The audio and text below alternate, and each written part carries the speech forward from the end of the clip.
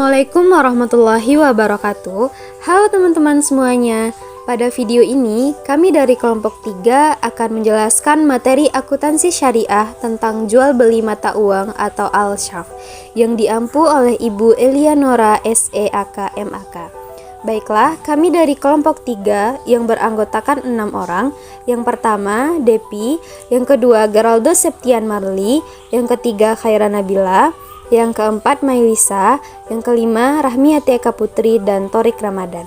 Baiklah, untuk materi yang akan kami bahas pada video kali ini, yang pertama yaitu pengertian al-sarf, yang kedua, dasar hukum al-sarf, yang ketiga, jenis-jenis al-sarf, yang keempat, rukun dan syarat al-sarf, yang kelima, hukum al-sarf, dan prinsip-prinsip sarf serta akuntansi sarf. Baiklah, untuk pertama saya akan menjelaskan pengertian atau definisi sarf. Secara bahasa atau secara etimologi, sarf diartikan sebagai penambahan, pertukaran, penghindaran, atau transaksi jual beli. Namun secara bahasa Inggris, sarf disebut juga dengan money changers atau foreign exchange. Selanjutnya, sedangkan dalam pengertian al-sarf secara istilah, menurut Wasilah dan Sri Nurhayati adalah transaksi jual beli suatu valuta dengan valuta lainnya. Transaksi ini dapat dilakukan dengan mata uang yang sejenis maupun yang tidak sejenis. Dan menurut beberapa para ahli, yang pertama yaitu menurut Ahmad Hasan tahun 2004, sarf adalah sebuah nama untuk penjualan nilai harga, semua jenis nilai harga, atau yang satu dengan yang lainnya, atau disebut dengan penukaran uang baik dengan yang jenis yang sama maupun yang saling berbeda atau yang tidak sama. Selanjutnya, menurut ulama fikih, mendefinisikan sarf adalah sebagai memperjualbelikan uang dengan uang yang sejenis maupun dengan yang tidak sejenis. Namun dari beberapa pengertian sarf tadi dapat disimpulkan bahwa sarf ialah suatu kesepakatan dalam transaksi jual beli di antara dua valuta, baik yang sejenis maupun yang tidak sejenis, atau dengan negara satu dengan negara lainnya, seperti rupiah dengan dolar, dolar dengan rupiah, atau yen dengan rupiah, atau dolar dengan yen, atau dengan pound sterling, dan lain-lain. Baiklah, untuk dapat mempermudah dan memahami sarf bisa diperhatikan dalam slide video pada kali ini, yaitu tentang skema sarf. Yang pertama, kedua pihak melakukan kesepakatan akad sarf atau pembeli dan penjual menyepakati akad sarf. Yang kedua, pembeli melakukan penyerahan valuta pada penjual untuk ditukarkan dengan valuta yang diinginkan. Yang ketiga, penjual menyerahkan valuta lain kepada pembeli. Dari sisi penjual juga melakukan penyerahan valuta kepada pembeli. Selanjutnya, dasar hukum al-syarf atau jual beli mata uang. Dasar hukum tentang agama terdiri dari hadis yang pertama dari Abu Sa'id Al-Khudri radhiyallahu anhu. Rasulullah SAW bersabda, transaksi pertukaran emas dengan emas harus sama takarannya, timbangan dan tangan ke tangan atau tunai kelebihannya adalah riba. Gandum dengan gandum harus sama takaran, timbangan dan tangan ke tangan atau tunai kelebihannya adalah riba. Tepung dengan tepung harus sama takaran, timbangan dan tangan ke tangan, kelebihannya adalah riba. Kurma dengan kurma harus sama takaran, timbangan dan tangan ke tangan, kelebihannya adalah riba.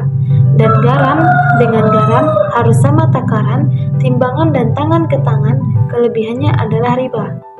Hadis yang kedua dari Rasulullah SAW bersabda, jualah emas dengan emas, perak dengan perak, gandum dengan gandum, syair dengan syair, kurma dengan kurma, garam dengan garam, dengan syarat harus sama dan sejenis, serta secara tunai. Jika jenisnya berbeda, jualah sekehendakmu jika dilakukan secara tunai. Dasar hukum berdasarkan Peraturan Bank Indonesia Nomor 10/37 PBI 2008 tentang transaksi valuta asing terhadap rupiah. Selanjutnya, berdasarkan Fatwa Dewan Syariah Nasional MUI nomor 28/DSN MUI-3 2002 tentang jual beli mata uang atau al-sharf. Jenis-jenis transaksi SARF. Apa saja sih jenis-jenis transaksi SARF tersebut? Yang pertama itu ada transaksi spot, yang mana artinya merupakan transaksi pembelian atau penjualan falas, serta penyerahan pada saat transaksi itu terjadi. Yang kedua, transaksi forward, artinya merupakan transaksi pembelian dan penjualan falas yang nilainya ditetapkan pada saat sekarang dan diberlakukan untuk waktu yang akan datang. Yang ketiga ada transaksi swap, yaitu merupakan sebuah kontrak pembelian atau penjualan falas dengan harga spot yang dikombinasikan dengan pembelian atau penjualan falas yang sama dengan harga forwardnya. Dan yang keempat itu ada transaksi option, merupakan kontrak untuk memperoleh hak untuk membeli atau call option atau hak untuk menjual. Put option yang tidak harus dilakukan atas jumlah unit falas yang dengan harga dan jangka waktu atau tanggal tertentu. Apa-apa saja rukun SARF? Rukun SARF yaitu ada 5. Yang pertama ba'i, yang kedua musyari, yang ketiga objek SARF, yang keempat si'rus SARF, yang kelima sikhah. Yang pertama ba'i, yaitu pihak yang memiliki valuta untuk dijual. Yang kedua musyari, yaitu pihak yang memerlukan dan akan membeli valuta.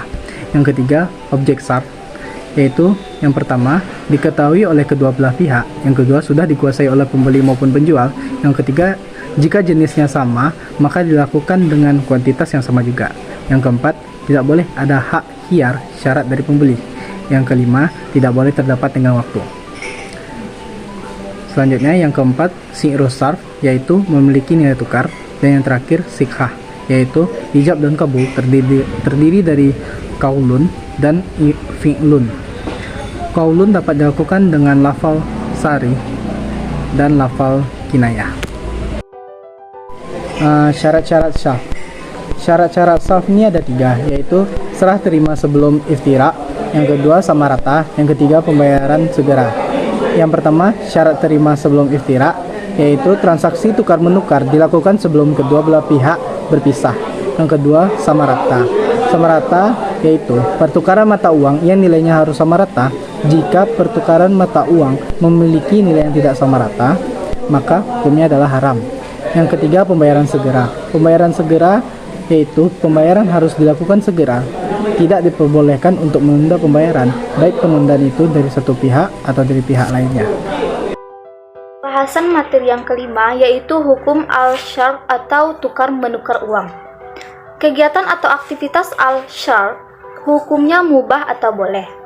Tukar menukar uang diisyaratkan secara tunai menurut para ahli. Pertama, menurut Imam Abu Hanifah dan Imam Syafi'i, transaksi tetap sah baik dilakukan sesuai dengan waktu yang ditetapkan ataupun lambat. Yang kedua, menurut Imam Malik, tidak sah apabila transaksinya terlambat. Yang ketiga, menurut Imam Syafi'i, apabila sebagian mata uang telah diterima, sedangkan yang lain tertunda, transaksi batal seluruhnya. Yang keempat, menurut Imam Abu Hanifah, hanya bagian yang tertunda saja yang batal. Dewan Syariah Nasional memutuskan melalui fatwanya tentang tukar menukar uang yang diperbolehkan dengan syarat: pertama, tidak untuk spekulasi atau untung-untungan. Yang kedua, ada ketentuan transaksi atau untuk berjaga-jaga atau simpanan. Yang ketiga, apabila transaksi dilakukan terhadap mata uang sejenis, maka nilainya harus sama dan secara tunai.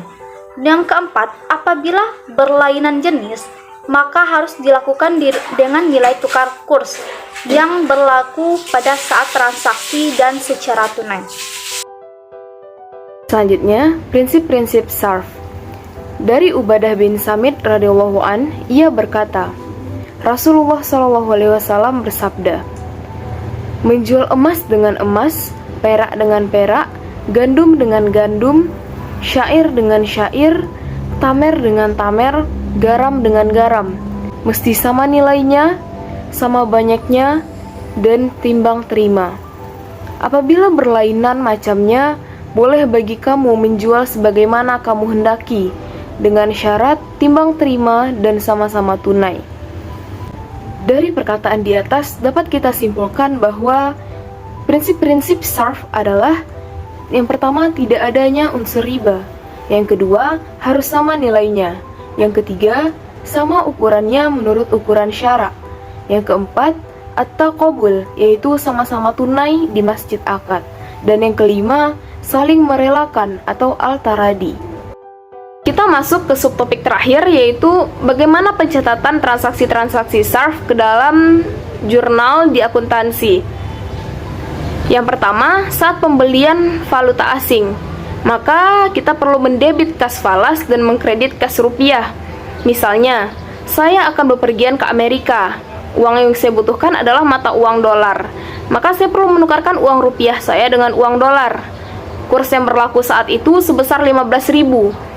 Jika saya membutuhkan uang dolar sebesar 1.000 dolar, maka saya akan mengeluarkan uang rupiah sebesar 15 juta.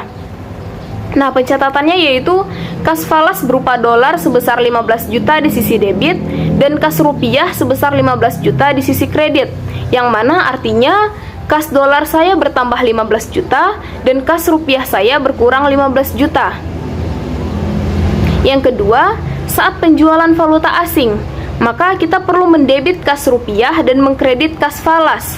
Sementara itu untuk keuntungan dan kerugiannya, jika harga beli falas lebih besar daripada harga jual, maka dicatat sebagai kerugian di sisi debit.